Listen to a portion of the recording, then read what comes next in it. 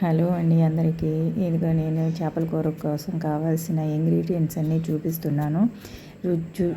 వేసేటప్పుడు చెప్తాను. చూడండి, నేనైతే 1/2 కిలో చేపలు తీసుకున్నాను. చిన్న చేపేను, అది గండి. దాంట్లోకి నేనైతే టమోటాస్ వేస్తున్నాను. టమోటాస్ వేసిన తర్వాత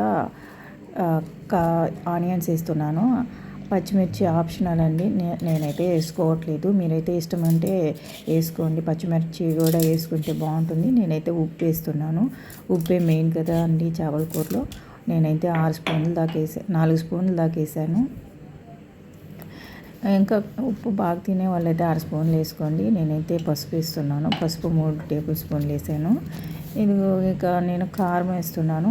కారం అయితే మేము బాగా తింటాం కాబట్టి 6 స్పూన్లు 7 స్పూన్లు వేస్తున్నాను. తక్కువ తినేవాళ్ళు కొంచెం తగ్గించుకొని, ఇంకా ఎక్కువ ఘాటుగా కావాలంటే ఇంకొక స్పూన్ ఎక్స్ట్రా వేసుకున్నా ఏం పర్లేదు. చేపల కూర అయితే కొంచెం ఘాటుగానే ఉంటేనే బాగుంటుంది, నా ఒపీనియన్ అది. ఇదిగా నేను ఇంకా చింతపండుతో రసం తీసేసి వేసేస్తున్నాను. చూడండి, మన కూరలో చింతపండు ఒక నిమ్మకాయ సైజు అంతా, పెద్ద నిమ్మకాయ సైజు అంతా అయితే నేను వేసుకున్నాను. ఎందుకంటే కొంచెం తగ్గితే బాగుంటుంది కాబట్టి. నాకైతే మామిడికాయ దొరకలేదండి కాబట్టి నేనైతే చింతపండుతో అడ్జస్ట్ అయ్యాను. కరివేపాకు వేసేసాను. ఇంకా నేనైతే స్టవ్ లాస్ట్గా ఆయిల్ వేస్తున్నాను. ఆయిల్ వేసేసాను. 6-7 స్పూన్లు వేసాను.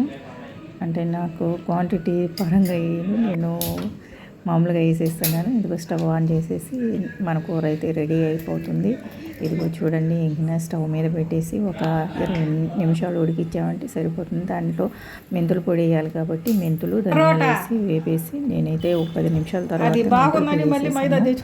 చూడండి, ఇంకొక 10 నిమిషాలు ఉడికితే మన కూర రెడీ అయిపోతుంది. చూడండి, 10 నిమిషాల తర్వాత మన కూర అయితే రెడీ అయిపోయింది. చూడండి, ఎంతో సింపుల్ అండి. మనం గంటలు నిల్చుకొని చేయక్కర్లేదు. చాలా సింపుల్ అయితే